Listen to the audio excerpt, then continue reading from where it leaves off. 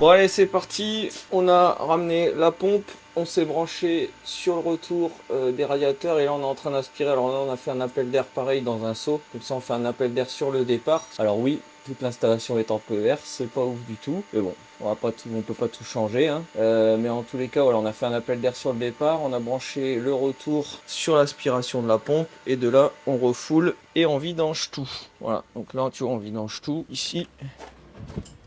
On arrive sur la fin. Donc l'eau était quand même relativement claire. Après on fera un bon rinçage quand même tout à l'heure. Mais au moins là on évacue tout, comme ça on va pouvoir virer la chaudière. Et c'est surtout de pouvoir basculer toute l'installation sur la chaudière gaz pour l'instant et que produire l'eau chaude avec la chaudière. Et après on s'occupera de la pompe à chaleur plus tard. On vire la chaudière, on connecte départ retour, on connecte le gaz. Mon dernier carottage il est fait ici pour le gaz. Donc ça c'est tout bon.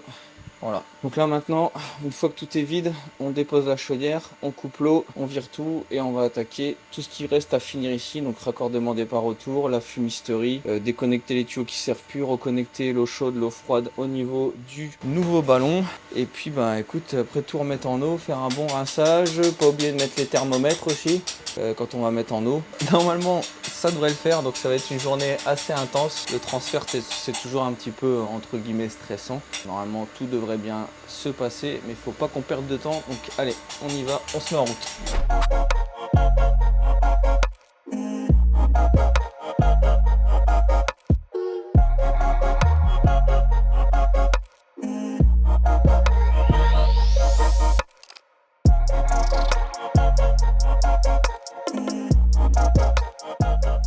Bon allez, petit point sur l'avancement. Donc là on a viré toute la chaudière, on a vidangé le réseau, on a positionné, donc là je vais me mettre des vannes de vidange qui vont me permettre de faire le rinçage des radiateurs, de les mettre en eau en même temps et potentiellement si un jour on a un désembouage à faire ou quoi on pourra se repiquer ici. Donc là je vais mettre des petits filetés à souder de chaque côté et donc là on va mettre deux coups de là, un petit casse sur chaque.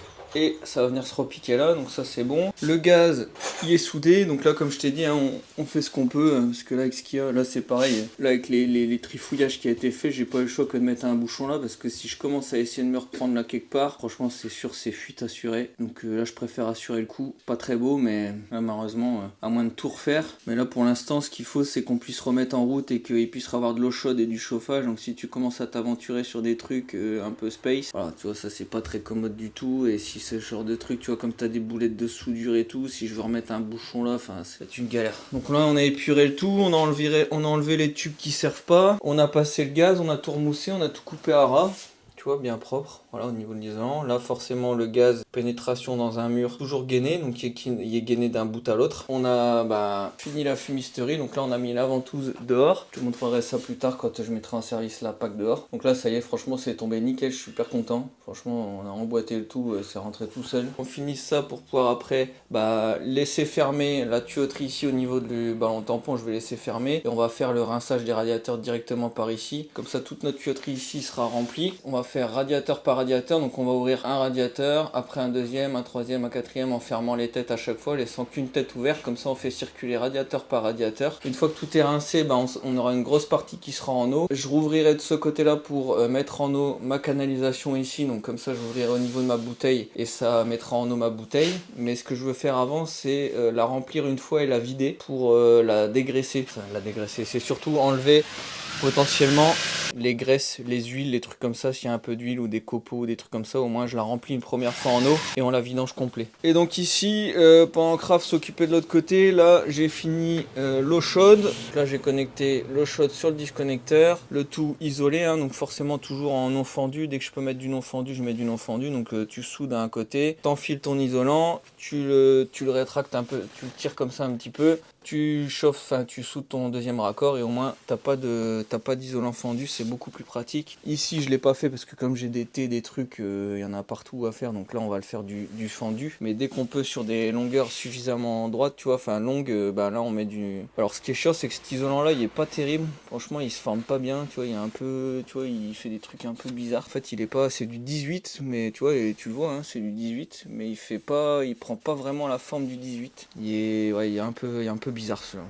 C'est dommage, mais bon. C'est comme ça. Et après, donc là, on a mis en place la soupape sanitaire. Donc clapet anti-retour, soupape sanitaire. C'est le même principe qu'un groupe de sécurité. L'avantage, c'est qu'on va pouvoir passer un petit tube transparent. Donc là, je mets un raccord type PER à sertir. J'enlève la bague à sertir et je clipse directement mon tuyau soupe. On va mettre un tubiro qui va s'évacuer dans la vidange. La vidange, on va la faire continuer. On va mettre un T. Donc là, Raph est en train de le préparer. On va évacuer les condensats de chaudière ici. Et là, on va se fabriquer un petit siphon de parcours avec un bouchon visitable qui sera beaucoup mieux. Au moins, ça fera une garde d'eau et il sera toujours visitable. Parce que comme on est relativement bas, mettre un siphon de parcours, c'est un peu compliqué parce que le PVC est fort collé au mur. Donc là, on va le faire nous-mêmes. Et après, il y aura un T qui va repartir ici pour reprendre le disconnecteur. Donc comme ça, toutes les tuyauteries, toutes les évacuations reprises seront dans un siphon. Et donc au moins, on n'aura pas de remontée d'odeur ni ici, ni là, ni partout. Donc voilà, petite étape à faire, c'est encore ça, c'est faire le PVC avant qu'on mette en route la chaudière et que ça chauffe le ballon. Au moins tout s'évacuera dans le PVC nickel, les PVC seront finis. On finit le raccordement de tout ça, rinçage radiateur, remise en eau des radiateurs, remise en eau de la bouteille, rinçage de la bouteille et après on met tout en route.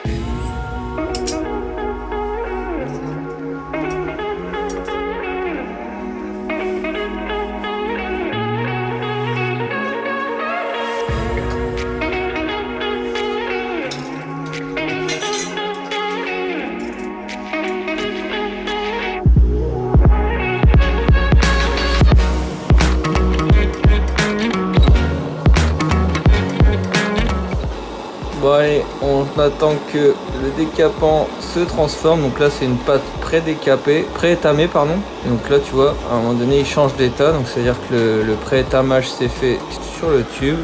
Et après, petite soudure qui va bien tout seul, sans cramer le mur. Hop là, on attend une petite goutte en dessous. Hop, je chauffe ici. Et c'est tout bon. Bon, une fois que la soudure a refroidi, hop, un petit coup d'éponge pour enlever le surplus de décapant. Faut surtout pas le laisser, toujours un petit coup d'éponge humide, pas grand chose. Hop, après un petit coup de chiffon et au moins tu es sûr que le décapant il va pas continuer à agir. Parce que sinon après ton tube il va devenir tout vert et la soudure elle va être moche. Bon, on va se mettre les petites vannes de vidange. Bon, elles ont déjà un joint d'étanchéité dessus, mais je mets toujours un petit filet de Loctite par sécurité. C'est vraiment voilà pour me rassurer. J'ai déjà eu un souci ou deux sur certaines vannes. Je mets vraiment un petit filet histoire d'assurer le coup. Normalement, ça doit être étanche. Alors une fois que tu sens que c'est dur, tu te fais un petit tour. Hop, tac, voilà. Et après, tu serres la bague. Là.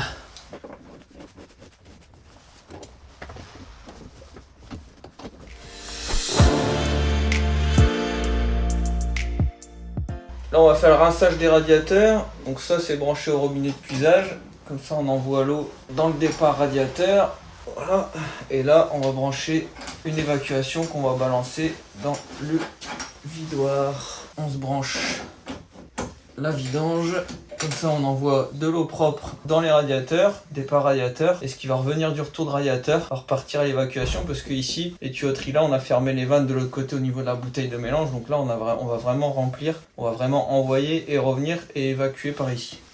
Bon donc là tu vois, j'ai ouvert mon arrivée d'eau, ma vidange, mon retour qui va me servir de vidange à fond, et donc là je rince radiateur par radiateur, donc en gros j'ai fermé toutes les têtes sauf un.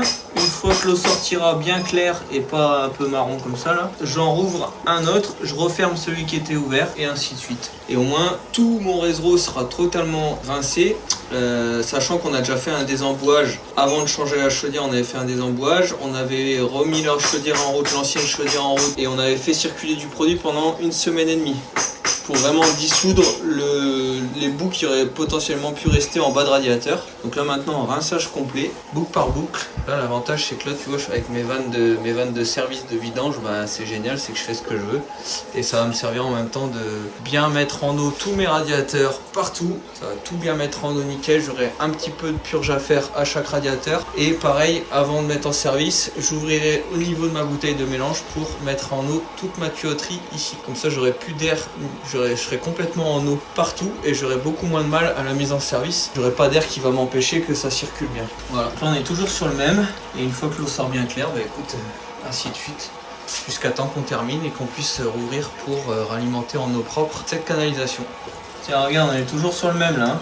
Et pourtant, on a fait un désembouage hydropneumatique à la multi-push. Et pour autant, tu vois, c'est quand même sorti bien noir. Donc, l'un n'empêche pas l'autre. C'est pas parce que tu as fait un désembouage à la multi-push que ton réseau il est tout à fait nickel. Le fait de faire recirculer un produit pour redissoudre le tout. Donc, on a mis du MC3 qu'on a laissé tourner suffisamment longtemps, 1 semaine et demie, comme je te l'ai dit. Et une fois que l'installation sera totalement en eau, nickel, tout sera en service, tout fonctionnera bien, on est sûr de ne pas avoir de fuite, on injectera du MC1, donc un inhibiteur de corrosion qui va protéger notre installation de chauffage et qu'on contrôlera chaque année pour voir si le dosage d'inhibiteur dans l'installation est toujours ok. Là ça y est, il est propre sur un des radiateurs, donc là je vais en ouvrir un suivant, je l'ouvre à fond et je vais aller vers celui qui était resté ouvert et je vais le fermer et je vais faire ça à chaque radiateur. Donc là je ferme celui qui était ouvert, voilà, donc là tu l'entends, ça circule plus. Donc là, Raph il est resté quand même là au cas où, parce que des fois ça te fait des petites secousses et ton tuyau il pourrait se barrer. Donc ça, faut faire attention de toujours être dans le coin. Quand tu fais ça tout seul, faut bloquer ton tuyau ou quoi. Tu vois, là j'ai ouvert le deuxième et donc tu vois, voilà. Donc là on va faire ça au fur et à mesure. Donc là tu vois, gars, il y a quand même encore des petites paillettes et tout. Hein. Et pour autant, on a tout fait les radiateurs à la multi-push. Pour autant, voilà, là tu vois, c'est bien dégueulasse. Heureusement qu'on fait ça avant de mettre en route notre chaudière et tout le système, parce que si tu renvoies ça dans ton réseau, bah c'est pas ouf. Bon voilà, bon allez, je termine, j'en fais un par un et une fois que c'est fini, je te montre comment je mets en eau au niveau de ma bouteille. Et puis après, bah écoute, on sera pas loin de mettre en service. Bon, je reviens sur cette tête là, qui a la tête vers le haut là, parce que je sais qu'il y en a qui vont m'en parler. Une tête thermostatique ne doit jamais être posée comme ça ne fonctionne pas. Elle doit toujours être à l'horizontale, jamais la tête vers le haut. Je l'ai signalé au client, mais le client me dit ça fonctionne très bien comme ça nous dérange pas, on n'a pas envie de les avoir là parce qu'elles nous embêtent. Je préfère vous le dire parce que je sais qu'il y en a qui vont me poser la question. Donc oui, la tête comme ça, c'est pas bon du tout. Il y en a 2-3 dans la maison qui sont comme ça, c'est pas bon du tout. La tête thermostatique, c'est en horizontale. Bon allez, rinçage terminé. Donc là, je vais remettre un petit coup de pression quand même, pas trop non plus. C'est juste histoire de bien irriguer ma tuyauterie. Et là, ce que je vais faire, c'est que Raph, il va l'ouvrir légèrement la vanne de remplissage d'eau. Moi, je vais ouvrir en premier lieu le départ comme ça. Toute la tubulure là, je suis sûr que en fait l'eau elle va arriver jusqu'à la bouteille de mélange. Dès que je vais l'entendre arriver, c'est que ma tuyauterie est pleine. Je ferme et là je vais faire pareil sur le retour, parce que le retour forcément si le départ envoie de l'eau, ça revient avec de l'eau. Donc là si j'ouvre là-bas, ça va aussi m'irriguer ma canalisation. Au moins toute ma tubulure sera pleine d'eau, parce que là si je le fais pas, tout ça c'est plein d'air et quand je vais mettre en route, je vais brasser de l'air et là ça va être une grosse galère. Donc là on a départ-retour. Donc ce qu'il faut faire ici, moi j'ai un clapet anti-retour à intégrer ici sur mes vannes de circulateur. Donc ce que je vais faire, c'est que je vais le débrayer. Donc en fait je vais le mettre comme ça quand je vais ouvrir ça, parce que sinon le clapet anti-retour il bloque, parce qu'il laisse passer dans ce sens là mais pas dans ce sens là. Donc c'est pour ça qu'il faut le débrayer. Là je vais ouvrir là et ici je vais ouvrir ici. Tac. Donc là tu vois j'entends de l'air. Tu peux remettre un peu d'eau Raphaël hein. Là j'entends que de l'eau, plus d'air. Donc là ça veut dire que ça c'est en train de remplir. Donc là c'est bon. Là tu vois j'entends bien l'eau qui rentre. C'est bon, tu peux refermer. Donc là ça y est, j'ai irriguer toute ma canalisation de départ. Là j'ai refermé et donc je vais faire pareil sur le retour. Donc le retour avec le pot à bout de chez AD, il te faut une petite clé spéciale pour ouvrir. Donc là il y a 2 vannes, comme ça on va mettre en eau notre pot à bout en même temps. Il y a 2 vannes, hop. Donc je vais bien mettre ma clé. Tu peux remettre un petit peu d'eau Raph. Là c'est pareil, tu vois je l'entends, je sens qu'il y a de l'air qui arrive. Tant que ça ne dit pas stop, tu peux laisser à remplir. Donc là il y en a un qui est rempli d'un côté et moi de l'autre. Dès que j'entends plus d'air, là c'est bon, j'entends plus d'air. Hop, c'est bon Raph. Donc là voilà, au moins j'ai irrigué ma tuyauterie. Là je referme ça pour l'instant. Et après ce que je vais faire maintenant c'est... Là ici je suis fermé. Là ici je vais laisser fermer et ce que je veux c'est remplir ma bouteille en eau ici. Donc là je vais prendre ma pression, moi je saurai à quelle pression je vais monter, mais là ce que je veux faire en premier lieu c'est la remplir une première fois, que le purgeur s'arrête, je la revidange complètement, comme ça ça va vraiment la rincer si jamais j'ai des petites cochonneries dedans. Et une fois que c'est bon, là je la re-remplis à fond, j'ouvrirai le purgeur dans la chaudière pour que le corps de chauffe de chaudière se purge aussi. Et au moins comme ça tout ça cette partie-ci sera en eau, tout ça sera en eau, et puis après j'aurai plus qu'à rouvrir les vannes. Alors ce que je vais faire c'est que pendant que je finis le câblage et tout ça, je vais câbler en direct le circulateur. Comme ça, pendant que je fais mes câblages et tout, bah, le circulateur je vais le faire tourner à fond. Il va tourner à fond dans chaque radiateur, et si j'ai encore des micro-bulles d'air, des choses comme ça va revenir plus facilement dans la bouteille. Ça va se purger automatiquement avec ce très bon purgeur qui est au-dessus au niveau de la bouteille. Comme ça, pendant une heure et demie, pendant que je finis le câblage avant de mettre en service, bah, ça va continuer à brasser les micro-bulles d'air. Ça va commencer à favoriser la purge des micro-bulles d'air.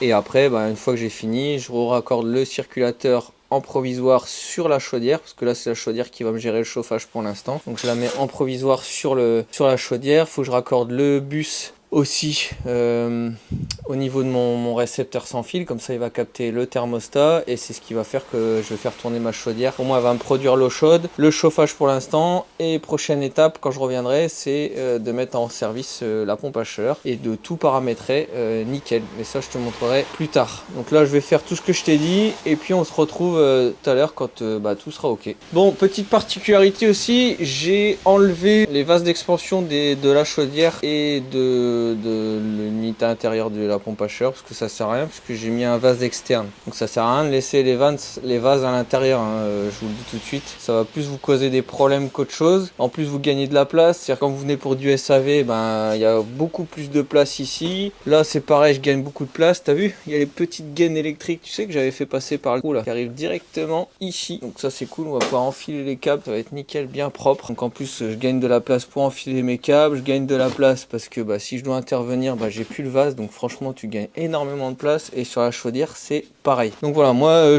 c'est très rare que j'utilise les vases intégrés dans les chaudières ou dans les pompes à chaleur. Je les enlève quasi tout le temps. Des fois sur une petite insta je vais les laisser parce que le volume d'eau va être bon, mais là je sais que de toute façon c'était pas bon, et je préfère en mettre un externe. En plus le jour où il faut le changer c'est beaucoup plus rapide, beaucoup moins cher qu'un vase interne, que ce soit sur chaudière n'importe quelle marque. Un vase interne dans les chaudières, dans les pompes à chaleur, ça coûte un bras, et ça c'est 3 fois moins cher et c'est 2 fois plus efficace. Donc voilà pour ça. Et donc là on a mis un bar 5 de pression dans la bouteille, donc j'ai fermé la chaudière comme je t'ai dit. Donc là ce qui est en eau c'est la bouteille, les tuyaux jusqu'aux vannes fermées, là c'est fermé aussi, là c'est fermé aussi, et sous la chaudière c'est fermé aussi. Donc là j'ai rempli une première fois, et là on va mettre en vidange la bouteille, comme ça on va voir si l'eau elle sort bien propre ou pas. Peut-être qu'elle sortira propre, peut-être qu'elle sortira marron, mais en tout cas au moins je serai sûr qu'elle sera rincée en eau claire. Donc là ce que je fais c'est que j'ouvre ma vanne de vidange, tac, voilà.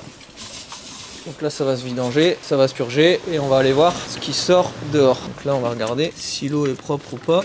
Bon, ça a l'air d'être propre, mais des fois ça sort un peu, tu vois, orange, un peu de l'huile, tu vois, des fois il y a un peu d'huile et tout. Donc moi ce que je vais faire c'est que je vais vidanger les 25 litres d'eau qu'il y a dedans. Au moins il y aura un petit rinçage s'il y avait des dépôts métalliques qui sont partis avec la vidange, et au moins après on est tranquille, on peut mettre en service. Mais c'est toujours bien de faire une petite vidange de tout avant de remettre en eau, parce que voilà, plus ton réseau est propre, mieux c'est, moins tu auras de problèmes plus tard. Donc ça prend pas grand chose, ça prend pas longtemps, mais au moins t'es serein, c'est fait, bien tout nettoyé, nickel. Et puis voilà, après je vais quand même mettre en eau mes tuyauteries ici pour être sûr de l'étanchéité, comme ça j'y reviens pas, je sais que je serai étanche là. Je vais mettre en eau ma chaudière, on va purger le serpentin du ballon d'eau chaude, parce que le serpentin il a une petite purge intégrée ici, tu vois. En fait c'est une canne qui remonte jusqu'en haut de la tubulure, donc le serpentin à l'intérieur c'est comme un escargot où passe de l'eau de chauffage, et c'est ce qui va chauffer ta citerne d'eau. Donc là c'est une citerne de 60 litres. Et ce qu'il faut c'est bien purger ton serpentin. Donc là en fait on va se brancher ici avec un petit tube souple, on va l'ouvrir, ça va purger entièrement ton serpentin, et au moins quand la chaudière va se mettre en route, on n'aura pas plein d'air et on va pas se galérer, que l'air t'as de l'air partout quand tu mets en service. Après c'est une galère, ça va partout, tu passes ta vie à purger. Vaut mieux prendre le temps de bien purger tout de suite, bien réfléchir comment tu vas remplir ton installation. Donc c'est pour ça que je te donne tout plein de détails comme ça, parce que c'est hyper important, la chronologie du remplissage radiateur par radiateur. Là c'est pas pareil, on a rincé tous les radiateurs, donc là les radiateurs sont à 80% en eau, mais avant de lancer le circulateur, on va refaire une purge manuelle sur chaque radiateur. On va remettre un coup de pression et après je vais mettre en route, comme je te l'ai dit, mon circulateur en direct, comme ça va tourner pendant une bonne heure et ça va commencer à purger les microbules d'air. Et après je pourrais mettre en route ma chaudière tranquillement avec mon ballon d'eau chaude, je serai pas embêté, je vais la mettre en route, ça va démarrer tout de suite et ça va être tout bon. Tiens, il y a Raphaël qui me dit qu'on envoie quand même des copeaux métalliques, ouais, tu vois, il y a plein de petits trucs en suspension comme ça, et c'est pas ce qu'il y a dans l'eau seau, hein, parce qu'on l'a vidangé, on l'a bien rincé, tu vois, mais il y a quand même plein de petites paillettes qui passent dedans, et tu vois, l'eau elle est pas si claire que ça, elle est un peu jaune, tu vois, et ça c'est souvent c'est l'huile de coupe, des choses comme ça, des petits gratons de soudure, en fait quand tu regardes bien dans l'eau, je te jure, t'en as partout. Donc ouais, non, c'est toujours bien de faire un bon petit rinçage de tout quand tu peux. Bon allez, on va mettre en route. Donc là j'ai un petit interrupteur ici. J'ai branché le 220, j'ai raccordé le bus du récepteur, ça je t'en avais déjà parlé, mais j'ai raccordé tout en provisoire. Et j'ai raccordé ici, ça c'est le câble flottant du circulateur chauffage. Donc là je l'allume, on va faire un cycle de purge. Donc là on met 17, 16h01, ça c'est bon. On va laisser faire le dégazage. Régulation sur delta T primaire, on va mettre un delta T de 15.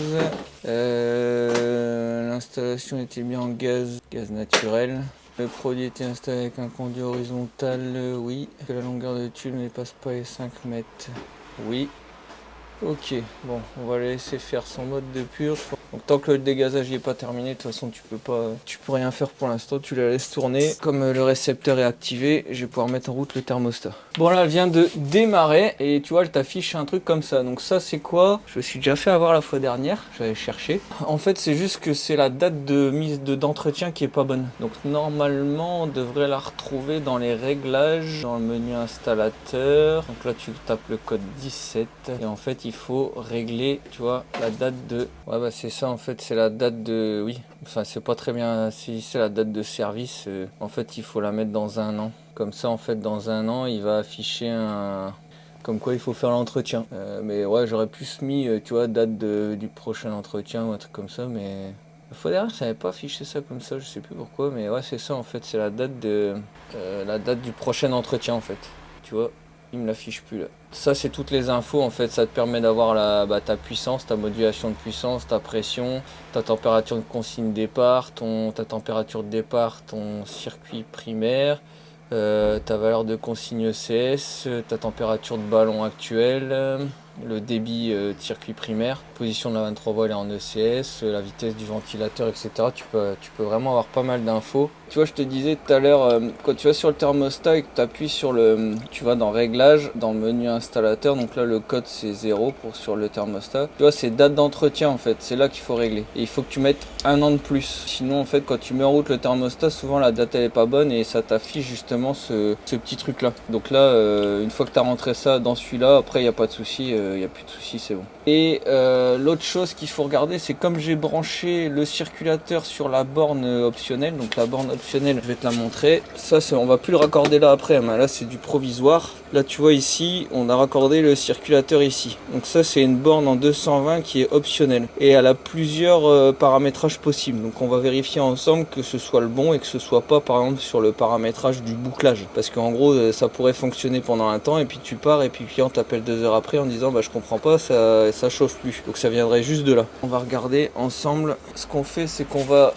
aller dans le menu installateur et en fait tu vas dans réglages, tu vas dans menu installateur, le code c'est toujours 17, sur la chaudière c'est toujours 17 et tu vas dans les codes diagnostiques. En fait sur la notice, tu vois, quand tu lis tous tes paramètres, tu peux rentrer dans les D et les D machin, tu peux régler plein de trucs. Et tu vois ici tu as fonction du relais optionnel. D'origine il est réglé sur 2, mais il faut toujours le vérifier quand même. Et en fait tu peux régler plusieurs options. Donc nous ce qu'il faut c'est qu'on soit sur circulateur de chauffage externe. Voilà, mais tu pourrais potentiellement plus tard, si ta chaudière tu n'utilises pas cette borne pour le circulateur externe, tu pourrais brancher brancher ta pompe de bouclage dessus et rentrer des heures de circulation de bouclage. Ça, t'as pas besoin d'avoir une horloge en plus ou quoi que ce soit, tu peux mettre ta pompe de bouclage sur cette sortie-là. Alors tu peux pas faire bouclage plus circulateur, mais tu choisis l'option. Donc ça, on va le vérifier ensemble. Donc tu as plein de choses, tu peux régler plein de choses. Tu peux tout régler là-dedans. Donc en fait, tu descends, tu vas sur P26, tu valides. Et tu vois là, il nous dit bien que c'est circulateur chauffage externe. Donc après, avec les flèches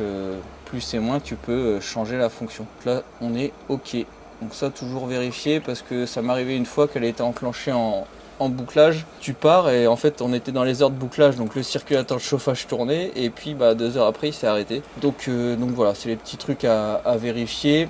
Et puis écoute, c'est tout bon, hein. L'eau chaude est déjà bien chaude à 50 degrés. Je l'ai mis en mode confort, l'eau chaude pour l'instant pour que ça chauffe bien. Le mode confort tu peux le mettre à l'arrêt. Elle va chauffer l'eau mais beaucoup moins vite. Donc là comme on a une famille ils sont 6 qui vont forcément tirer beaucoup d'eau chaude. Après on pourra mettre des programmations d'eau chaude, des choses comme ça. Mais là pour l'instant je l'ai mis en mode marche, en mode confort en marche. Mais après tu peux régler des heures comme ça la nuit, en gros il charge pas le ballon, il tient juste le ballon à température. Et pendant les heures où tu le souhaites, il peut activer le mode confort de l'eau chaude. Bon, voilà, on a mis un bon coup de propre. Donc on a fait les évacuations de la soupape sanitaire. Donc là, tu vois, on a terminé ça. Donc là, il y a la soupape sanitaire qui s'évacue là. PVC ici, tac. Les condensats qui s'évacuent là, dans le T. Et là, on s'est fait un siphon de parcours nous-mêmes. Alors le PVC était fort bas, mais il faut forcément mettre un siphon. Donc j'ai mis une sorte de T avec des coudes, un bouchon de visite si jamais j'ai un souci, un petit cintre à chaud, hop. On s'est fait plaisir, un petit cintre à chaud PVC et on récupère le disconnecteur. Voilà. Donc là, bon, il y a plein de câbles volants et tout, rien n'est terminé, forcément, je te l'ai déjà dit. Mais au moins, voilà, la chaudière tourne nickel. Il y a les enfants qui viennent de prendre une douche. Je suis vraiment, vraiment content.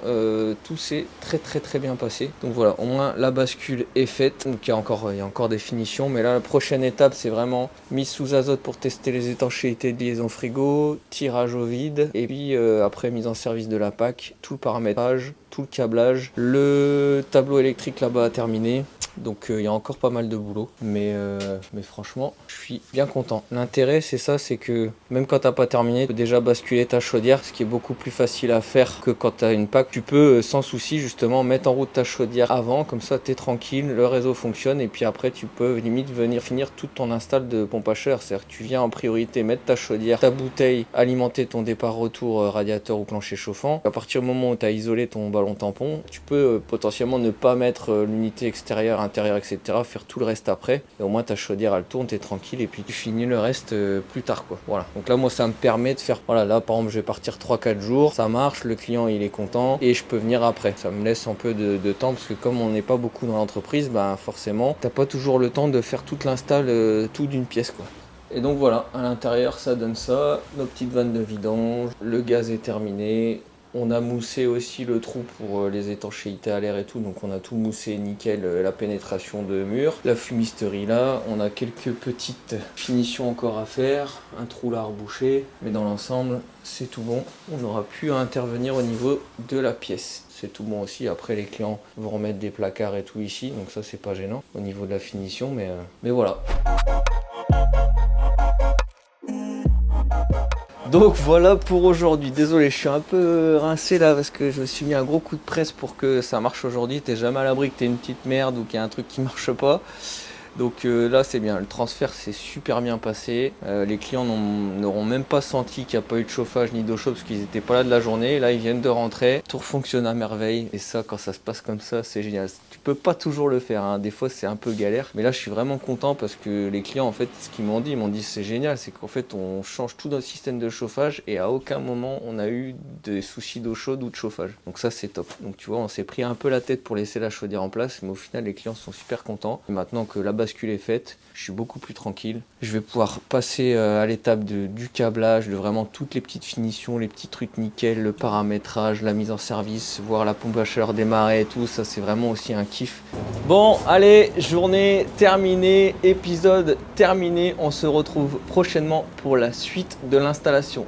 Donc reste bien connecté et comme je dis toujours, le travail c'est la santé. Allez, ciao.